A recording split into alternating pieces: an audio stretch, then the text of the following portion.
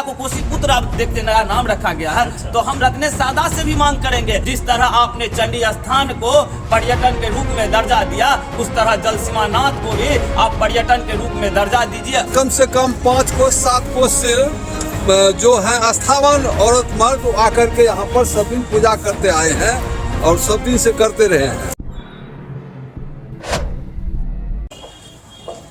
हाँ बाबा, की हाल समाचार? हाँ सब ठीक है। यहाँ भोलेनाथ के मंदिर प्रांगण में अभी जो तैयारियां चल रही है मेला का, जो 15, 16, 17 तारीख को लगना है, अच्छा, क्या कहना चाहते हैं? बाहर से जो लोग आएंगे उन लोगों को क्या कहना चाहते हैं? ये तो पुराना स्थल है जी, शिव का स्थल है, अंकुरीनाथ महादेव हैं। जी जी यहाँ बहुत दूर दूर से लोग पूजा करने के लिए आते हैं जी।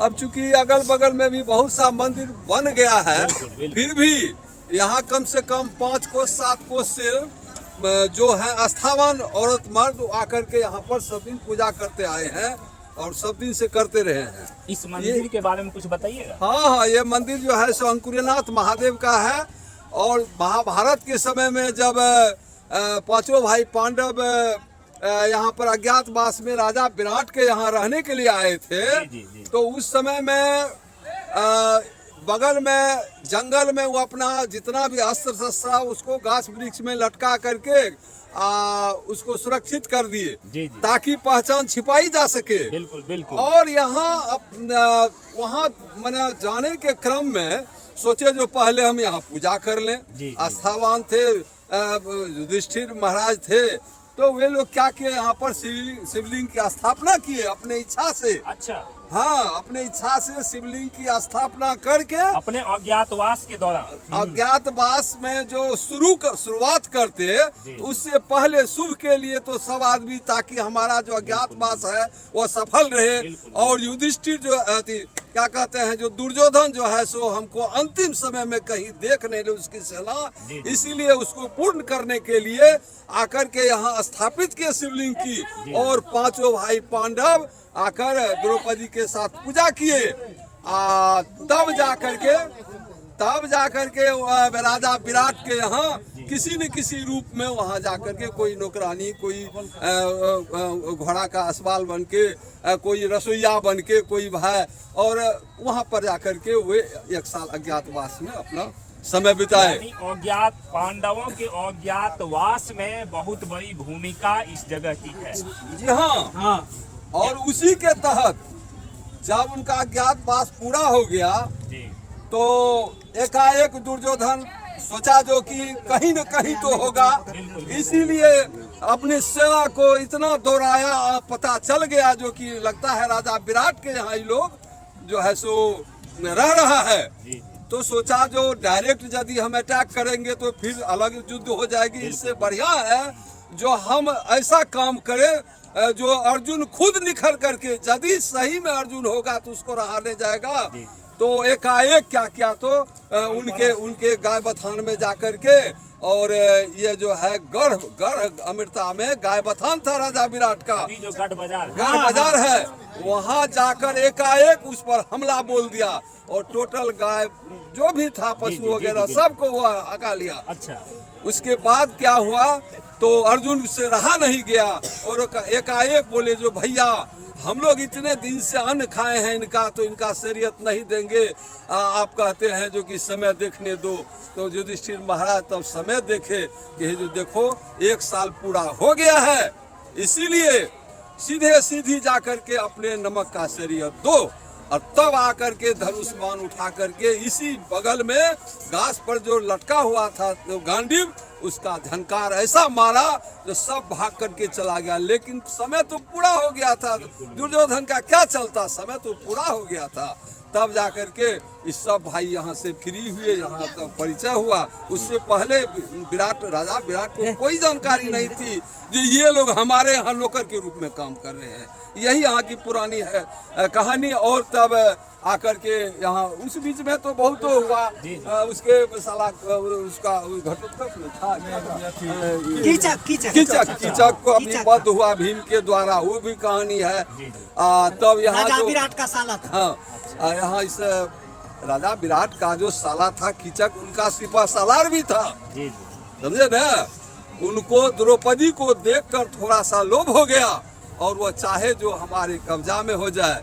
अपने बहन यानी कि राजा विराट यानी रानी से बोला जो हमको इससे अथी करवा दो, लेकिन कहा जो नहीं, एक स्त्री का धर्म यही नहीं होता है, या नहीं होता है तो हम किसी दूसरे स्त्री को तुम्हारे समक्ष प्रस्तुत कर दें। तो कहा जो तुम नहीं करोगी तो ऐसा भी तो करो जो सोने वक्त कम से कम पानियों तो उससे भेज सकती हो।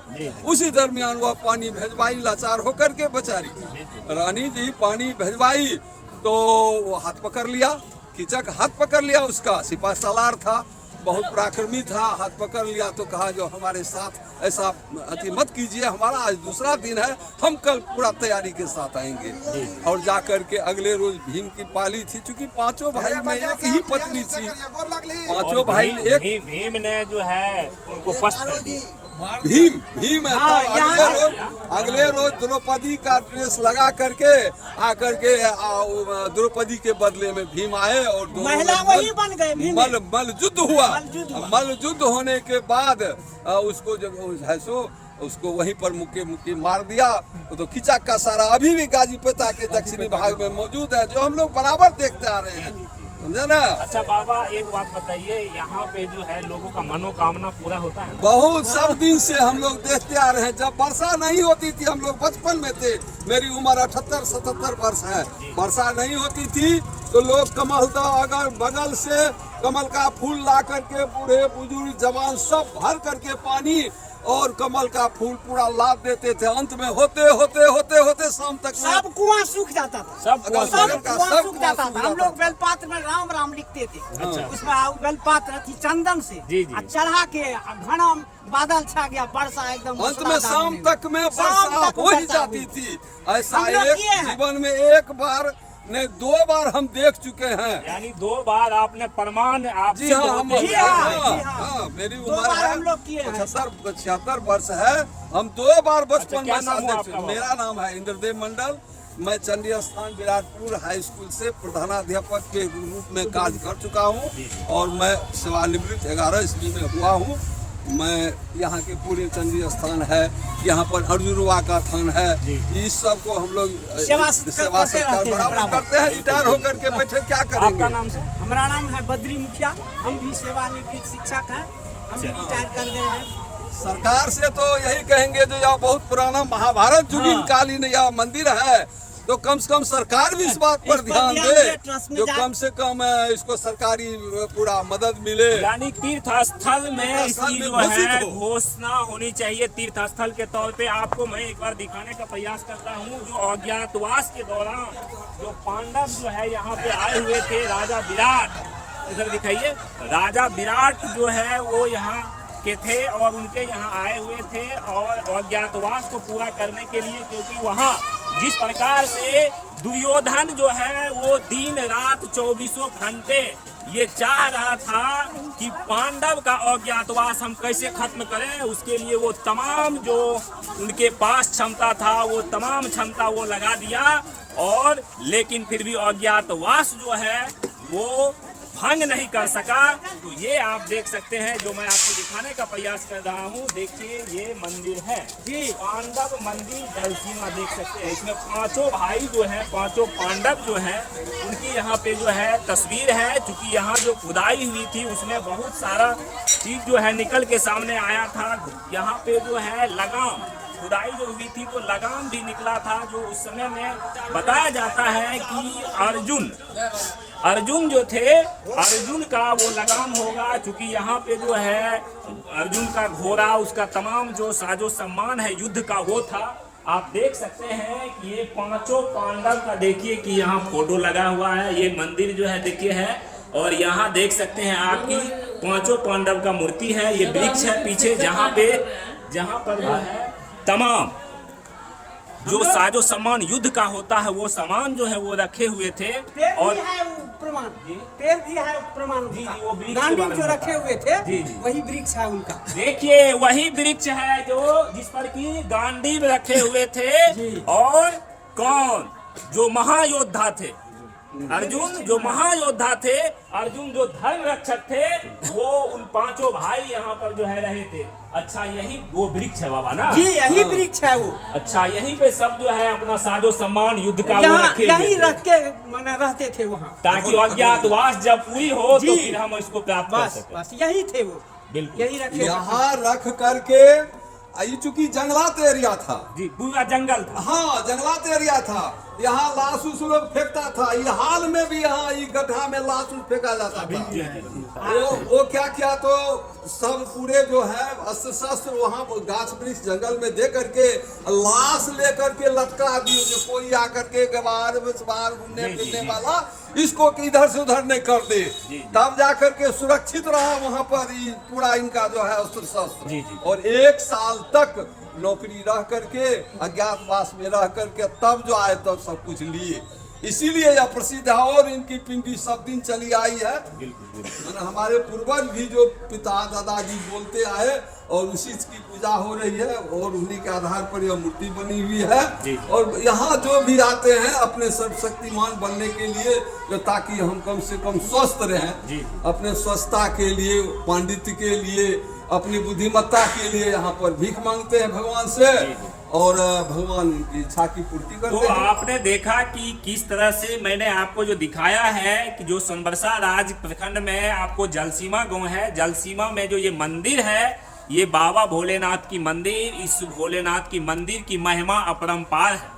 यहाँ अंकुरनाथ बाबा जो है वो सभी लोगों को, जितने भी लोग यहाँ आते हैं, जितने भी श्रद्धालु आते हैं, सभी की मनोकामना अगर वो सही मन से पूजा करते हैं तो निश्चित रूपेण उनको प्राप्त होती है। यहाँ के लोगों से मैंने आपको दिखाया वीडियो के माध्यम से कि कई प्रमाण यहाँ के लोगों ने आपको इस वीडियो में बताया है। और इसका जो ऐतिहासिक जो यहाँ के बारे में इतिहास है, उस 712 वर्ष पुराने से पुराने जो इतिहास है, क्योंकि मंदिर जो है वो तो 712 वर्ष पुराना है, लेकिन इतिहास तो उससे भी कई वर्ष पुराने की है। तो इसीलिए यहाँ आप तमाम जितने श्रद्धालु हैं वो आइए। जी, अभी तो हम ये भी कहेंगे सभी जनप्रतिनिधि से, हमारे जिला के 4 विधायक हैं और हर पार्टी से, तो हम माननीय विधायक जी से खास निवेदन करना चाहते हैं कि अभी विधानसभा चल रहा है, आप लोग यदि सच में कहते हैं हिंदू सम्राट, तो आप हिंदू सम्राट की बात करते हैं तो इस मुद्दा को विधानसभा में अपने स्तर से उठाइए और सरकार से लाइए कि हाँ महोत्सव के रूप में हो। कहे तो 1972 ईस्वी आपको साधारण नहीं है, यह 712 साल पुराना मंदिर आपको इर्द गिर्द में नहीं मिलेगा। जैसे हमारे गुरुदेव बताए, हमारे भी गुरुदेव हैं और हमारे पिताजी के भी गुरुदेव हैं। जी।